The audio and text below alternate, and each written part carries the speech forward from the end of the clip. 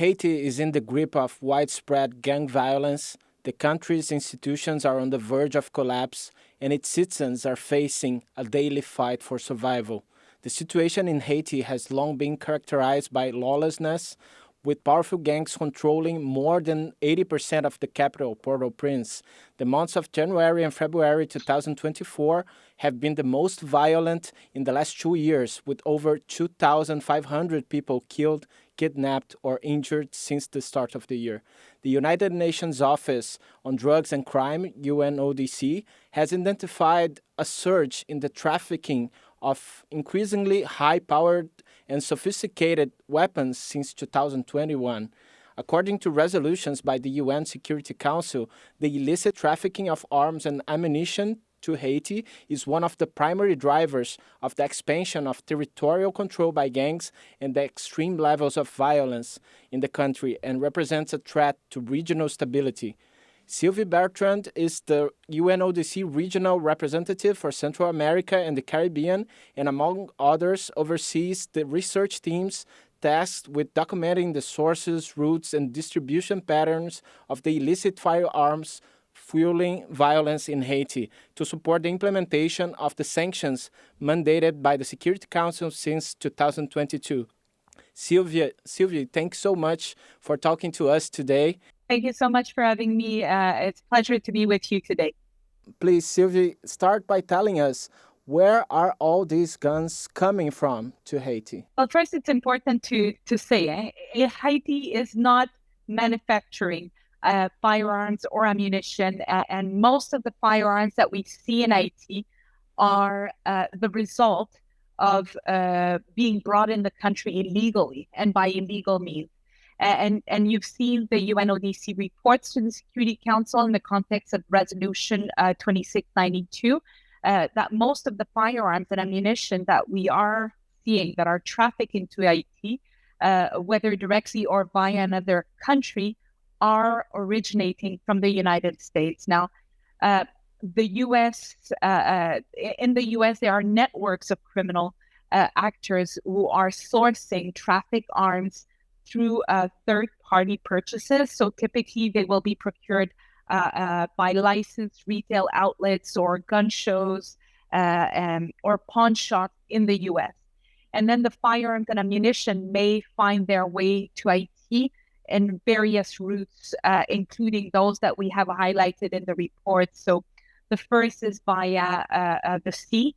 We've seen inside containers and they get to public ports and private ports in Port-au-Prince, or indirectly they're transshipping through regional states in the north or the west of Haiti in the hold of smaller vessels.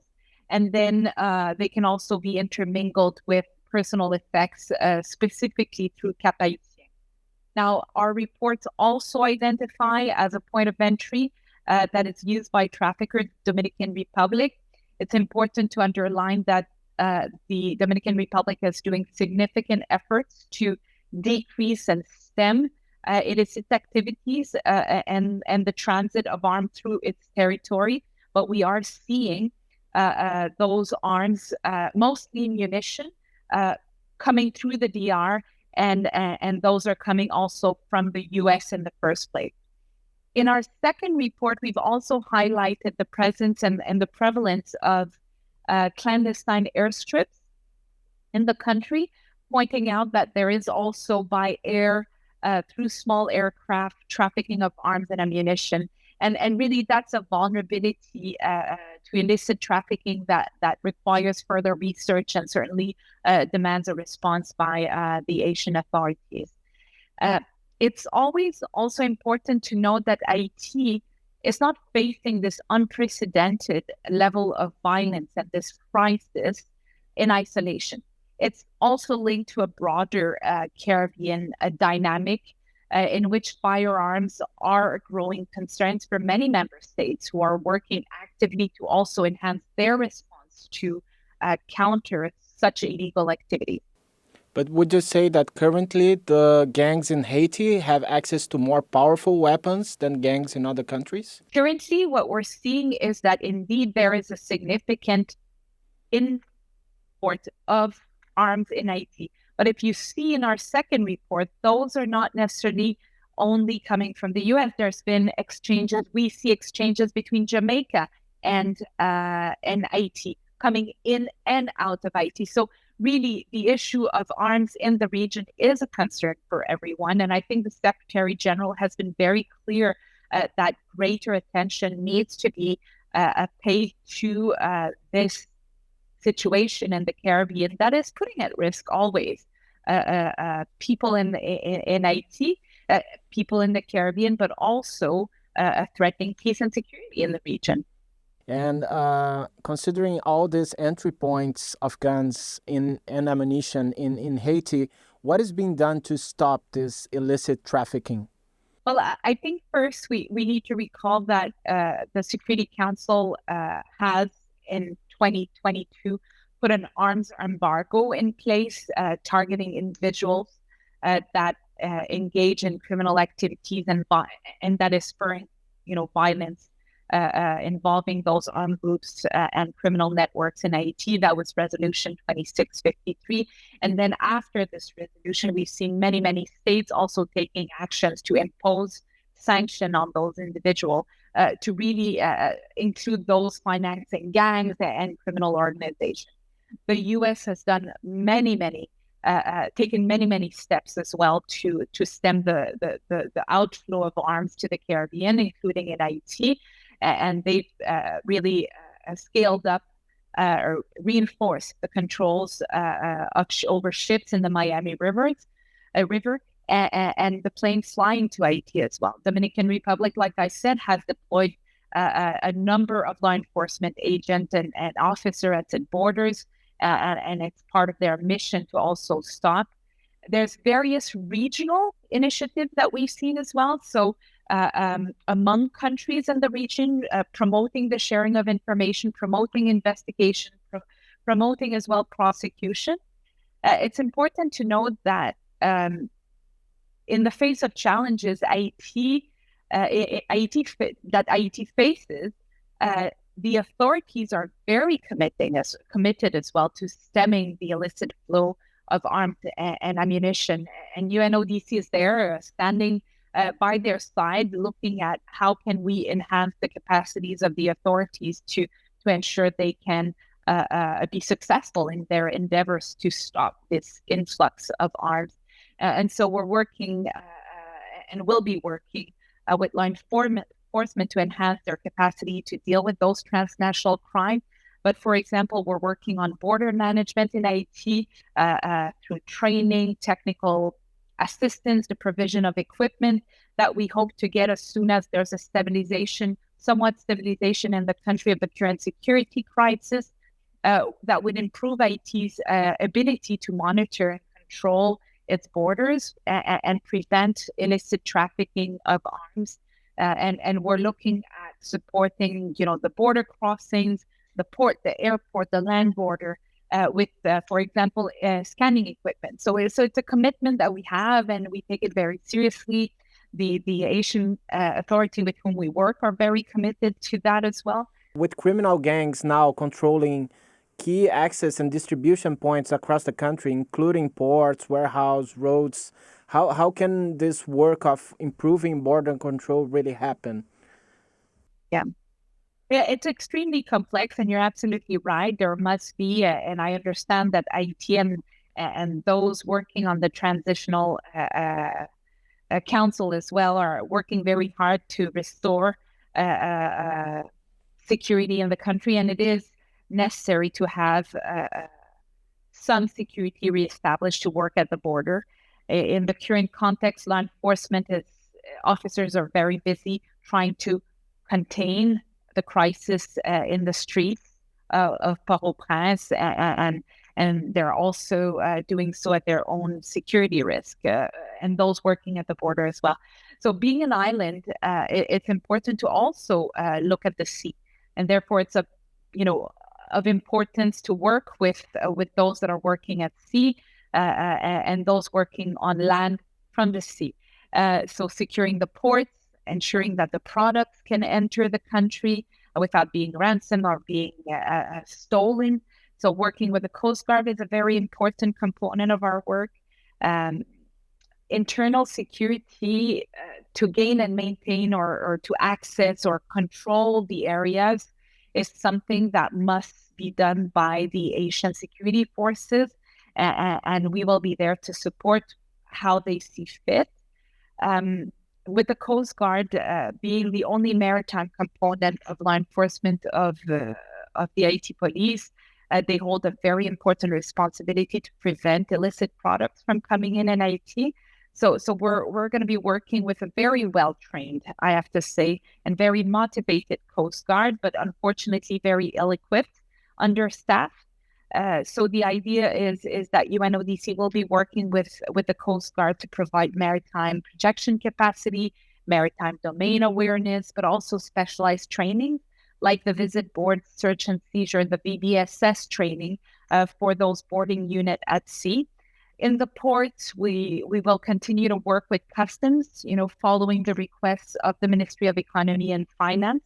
UNODC in 2022 started working at strengthening the capacity of border management to combat illicit flows and organized crime and terrorism as well, and to increase the revenue collection, which is an important as well issue to enhance the collection of revenue from the customs. So to this end, we've started putting together control units in ports and airports. We've done the first training early this year for the first control units, which is an interagency team that is drawn from the anti-drug police, the custom, the border police, the Coast Guard, and we aim at targeting and inspecting high-risk containers and cargo. And we're hoping that this would make a significant dent in the flow of arms in the country. In December, we started with those training where we've been halted a little bit with what's happening, but we keep working because there's a lot of things to be done, whether it's policy document, whether it's training document. We're working on those so that we can hit the ground running and continue what we started with the units that we hope to have in the borders. There's many efforts as well that need to be done. Clearly, we need more support on the uncontrolled areas in the country. We need to promote the capacity of regional states cooperation. Preventing trafficking of illicit goods is not only Haiti. We need to see how other countries are also working at disrupting those criminal networks in the region.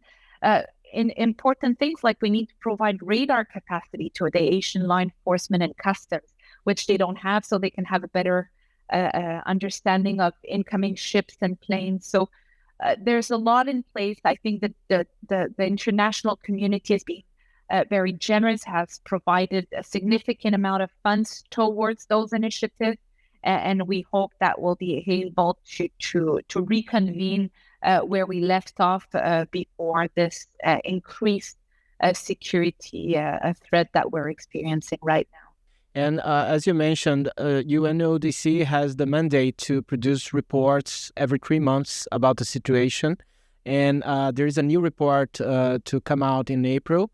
Can you share with us some of the main findings of this new report?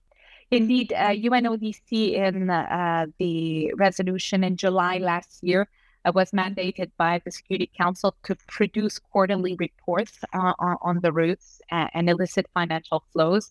And we produced 2 reports. We're finalizing. We're really at the last stages of drafting and reviewing our 3rd report. Obviously, it's not released, and therefore it's under embargo yet, and I can't share the findings per se. What I can say is that we've prepared this report during an increased crisis moment for the country, one where there's unprecedented levels of lawlessness, as you said in your introduction, and the brutality of the gang has been quite significant. So we've had to tweak the report often to reset it in the context. But in a nutshell, our 1st and 2nd report looked at the routes northeast of the country, the regional dynamics, and the domestic weapon and ammunition between the gangs, right? The distribution between the gangs. So the third report, apart from quickly looking at the security situation, will be when it's made possible, we will be describing the vulnerability of the southern Haiti to trafficking, the vulnerability, the relationship between the destabilization of Haiti and the expanded migration flow in the Caribbean. That is important. But we're also going to look at the dynamics and the financial crimes and past responses in Haiti as well. So the findings will underline, the critical urgency of strengthening border control and fight against corruption and money laundering in Haiti. And my last question, Sylvie, how can this data and all these insights being produced by UNODC, especially as you mentioned about internal gang dynamics, help in the eventual deployment of the multinational security support mission that is expected to come at some point?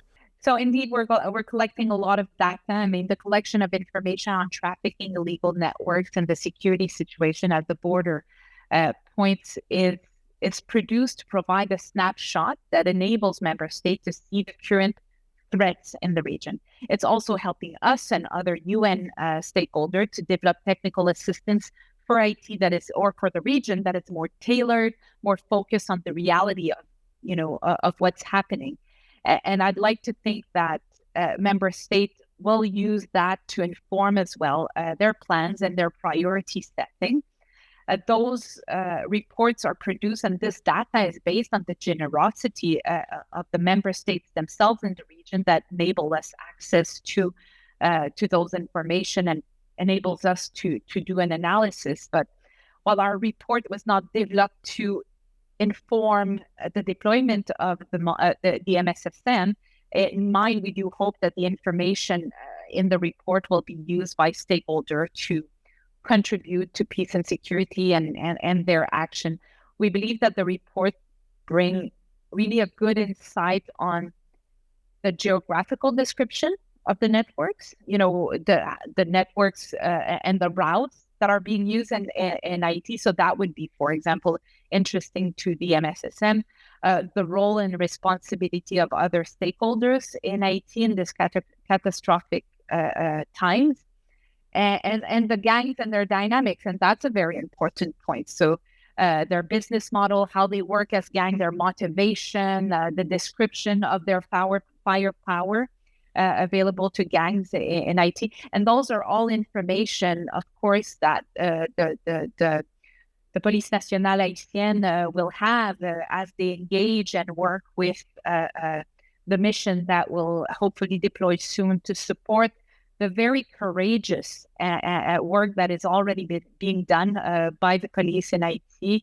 We need to say it. They are certainly holding right now the fort, if I can put it this way, and at a very personal and organizational cost, they're doing that. So presumably, we hope everything they know and that they can get from our reports would also be shared with the MSSN as well. Thank you so much, Sylvie. That's really helpful. Thanks for sharing this comment on how all this information can actually help in the efforts not only to reduce the firepower of these gangs, but also to reestablish peace for the benefit of the population that is suffering a huge humanitarian crisis that is increasing by the day in terms of hunger, in terms of suffering, medical cases, attacks. So yeah, thanks for sharing all those insights from UNODC, and congratulations for the work you have been doing. Thank you. A pleasure to talk to you today.